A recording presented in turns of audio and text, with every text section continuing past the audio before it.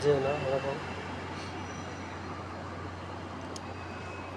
அதிகம் உங்களை எல்லாருமே தப்பாக பேசிகிட்டு இருக்காங்க. இன்னமும் இவங்க என்னமோ 6 மாதம் இது எலெக்ஷன் ஒன்றுனா அவர் 6 மாதத்தோடு திருப்பி எலெக்ஷன் பண்ணணும் அப்படிங்கிறாங்களே, எதுக்கு இது? இவங்க யார் கடவுளா? மக்களாக தேர்ந்தெடுத்து தான் விஜய் வர வச்சுருக்காங்க. இவங்க பேசுகிறதுக்கு ரூல்ஸ் இல்லை. திமுக அதிமுக பேசுகிறதுக்கு ரூல்ஸ் எந்த ரைஸும் கிடையாது. அவரை பற்றி பேசுகிறதுக்கு தகுதியும் இல்லை, எதுவுமே இல்லை. இன்னும் இவங்க ஆட்சியில் இது என்னமோ லஞ்சம் ஊழல்லாம் அதிகமாக ஓடிச்சு. அதெல்லாம் இது பண்ணலை. இவரை பற்றி பேசுகிறதுக்கு இவங்களுக்கு என்ன ரைஸ் இருக்குது? விஜயை பற்றி பேசுகிறதுக்கு எந்த ரைஸுமே கிடையாது. அவர் கால் கழுவி தண்ணியை குடிக்க சொல்லணும் 2 பேரும், அதிமுக திமுக 2 பேரும் சேர்த்து. என்ன அப்படி விட்டுகிட்டே இருந்து ரொம்ப ஓவராக போகிறீங்க. பாலியல் குத்தல் அதிகமாகிடுச்சு, விஜய் கட்சியில் அதிகமாகிடுச்சு சொல்கிறீங்க. ஏன்னா விஜயா ஜெயிச்சுட்டு சொல்லிட்டு இருக்காரு. நீங்கள் போய் 3 வயசு பிள்ளை பண்ணுங்கடா, 4 வயசு பிள்ளை பண்ணுங்க, அது விஜய் சொல்லிட்டு வரேன். ஏன் இப்படி பண்ணுறீங்க? அவரை ஏன் இப்படி பேசிருக்கீங்க? முதல்ல வர்றதுக்கு முன்னாடி தான் அவரை போட்டு ரொம்ப பாடாப்படுத்துனீங்க. இப்போ ஏன் இப்படி பண்ணுறீங்க? அவரை ஒரு மனுஷன் நல்ல செய்யணும் அதை விட்டுறணும். அது 6 மாதத்தோடு அவ்வளோதானே. என்ன மக்களாக தேர்ந்தெடுத்தது அமைச்சர் அவர். நீங்களாம் ஒரு மயிரும் கொடுக்க முடியாது, சரிங்களா? எப்படி வேணால் பேசிட்டு போங்க. 6 மாதம் இருக்கலாம், 5 வருஷம் வரை அவர் ஆளுவார். அதுக்கப்புறம் அவர் தான் ஆளுவார். நீங்களாம் இதோட இடம் தெரியாமல் அழிய போகிறீங்க. இதோட கம்முன்னு வீட்டிலே பொத்திட்டு உட்காந்துட்டிங்கன்னா உங்களுக்கு நல்லது. இல்லைன்னா அடுத்த 5 வருஷம் நீங்கள் எந்த காலத்தையும் வர முடியாது, வீட்டிலையும் கிடக்கணும். நான் அதிமுக திமுக 2 பேருக்கும் சொல்கிறேன். ஆமாம், அதை ஃபாலோ பண்ணிக்கணும். சும்மா அவர் பேசிட்டு வேலையை வச்சுக்கக்கூடாது. அதே மாதிரி இந்த சிறுமி பாதுகாப்பு 2 நாளைக்கு முன்னாடி 3 வயசு பிள்ளைய கர்நாடகாரை கெடுத்து பாலியல் தொழில் கொண்டு விட்டான்னு சொல்கிறாங்க. என் வீட்டில் உள்ள அவங்க அம்மா அப்பாலாம் என்ன பண்ணுறாங்க? எங்கே போனாங்க? அவங்களாம் எங்கே போனாங்க? 3 வயசு பிள்ளையை விட்டுட்டு அவங்க என்னத்தை புடுங்க போனாங்க? நீங்கள் எனக்கு இப்போ தெரிஞ்சு சொல்கிறேன். பெட்ரோல் முக்கிற தண்டனை கொடுங்க. ஃபஸ்ட்டு ஒன்று தூக்கு தண்டனை கொடுங்க, இல்லைன்னா ஆயுள் தண்டனை கொடுங்க. ஒரு பெட்ரோலுக்காக கொடுத்தீங்கன்னா தான் அடுத்த பெட்ரோல் அந்த பயம் வரும். என்ன எதுக்கு எடுத்தாலும் விஜய் சொல்லிட்டு இருக்காரு அவர். விஜய் நீங்கள் பாலியல் தொல்லை கொடுங்க, நான் பார்த்துக்கிறேன் அப்படின்னு சொல்கிறாரா? பெற்றோருக்கு முதல்ல ஆக்ஷன் கொடுங்க சார். விஜய் சார், நான் சொல்கிறேன், பெற்றோருக்கு முதல்ல ஆக்ஷன் கொடுங்க. அவங்கள தூக்கி உள்ளே போடுங்க. 10 வருஷம் 15 வருஷத்துக்கு உள்ளே போடுங்க.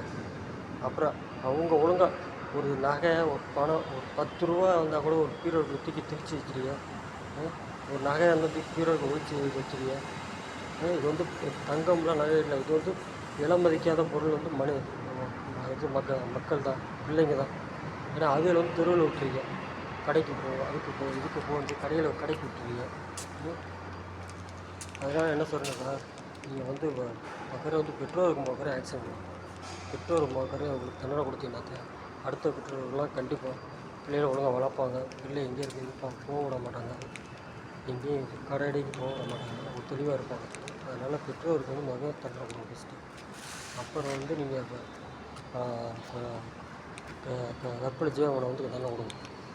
ஃபஸ்ட்டு பெற்றோர் தண்டனை கொடுத்தீங்கன்னா அவங்க ஒழுங்காக வளர்த்தா ஏன் கெடுக்க போகிறாங்க?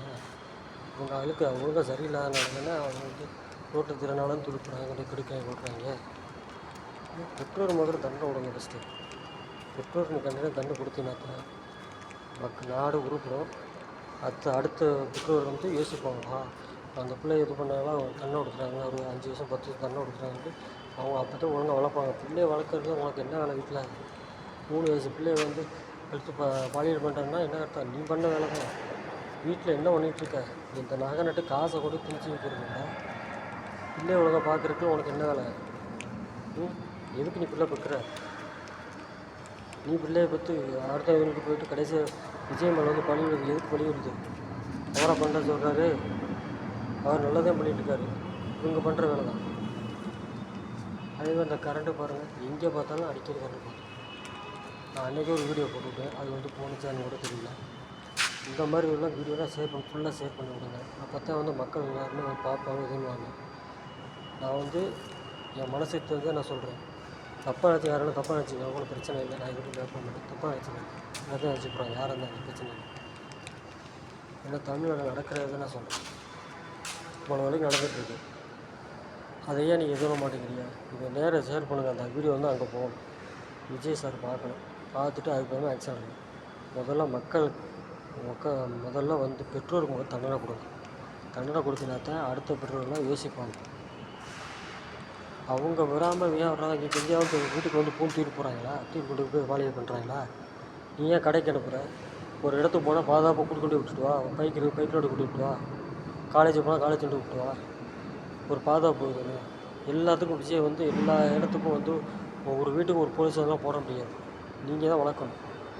அவர் குறிப்பிட்ட அளவு தான் வளர்ப்பார். நீங்கள் தான் எல்லாரையும் பார்க்கணும். எதுக்கு எடுத்தாலும் அவரையே குறை சொல்லிட்டு இருக்கீங்க. அவர் இல்லை எவ்வளோ தான் பண்ணுவார் சொல்லுங்கள். எதுக்கு எடுத்தாலும். அதனால் மக்களை சொல்கிறேன், இதை வந்து கண்டிப்பாக விஜய் போகணும். கண்டிப்பாக விஜய் பார்க்கணும். பார்த்துட்டு கண்டிப்பாக இதை நான் சொன்ன மாதிரி இதை ஃபாலோ பண்ணுங்கள், ஷேர் பண்ணுங்கள் ஃபுல்லாகவே. இது கண்டிப்பாக நடக்கணும். அப்போ தான் அடுத்து என்னை பொறுத்தவரை திமுக அதிமுக வந்து சரியில்லாத ஆச்சு. அது என்னவா 4 பேர் வந்து நம்ம ராஜினாமா பண்ணிட்டு போயிட்டாங்க. ஏன் ராஜினாமா பண்ணாங்க? உன் ஊழலுக்கு சரியில்லாதனால தான் அவங்க ராஜினாமா பண்ணி போனது. வேணும்லாம் பண்ணிட்டு போகல. ஜெயிச்சுனாலும் இல்லை. உன் நடவடிக்கை சரியில்லை. நீ போய் திமுகவில் போய் சேர போனேன்னா யார் வச்சுன்னு இருப்பான்? அதனால தான் அவன் போனான் 4 பேருமே. அவங்க நல்ல மனசு இருக்கனால போனாங்க. நீ உனக்கு தீய சக்தி இதோட சேர்ந்துக்கினாலும் தீய சக்தி இருக்க. நீ எந்த காலத்தையும் வர முடியாது. எடப்பாடி பழனிசாமி நீ எந்த காலத்தையும் வர முடியாது. ஒழுங்காக வீட்டில் பேசாமல் இருந்துடும். 5 வருஷம் முடிவிட்டோம். அதுக்கப்புறம் எது பண்ணல, அதுக்கப்புறம் பாரு. அதுக்கப்புறம் நின்று நீங்கள் சும்மா மக்கள் எதுவும் இருக்கக்கூடாது. மக்களாக தேர்ந்தெடுத்தது விஜய். மக்கள் சொன்னால் தான் இருக்கு. நீ வந்து 6 மாதத்துக்கு அது கிடைக்கலாம், அந்த வேலையே ஆகாது. நீ என்னென்ன பண்ணிக்க, ஒன்றும் பண்ண முடியாது. மக்களே வீடியோ ஃபுல்லாக ஷேர் பண்ணுங்கள்.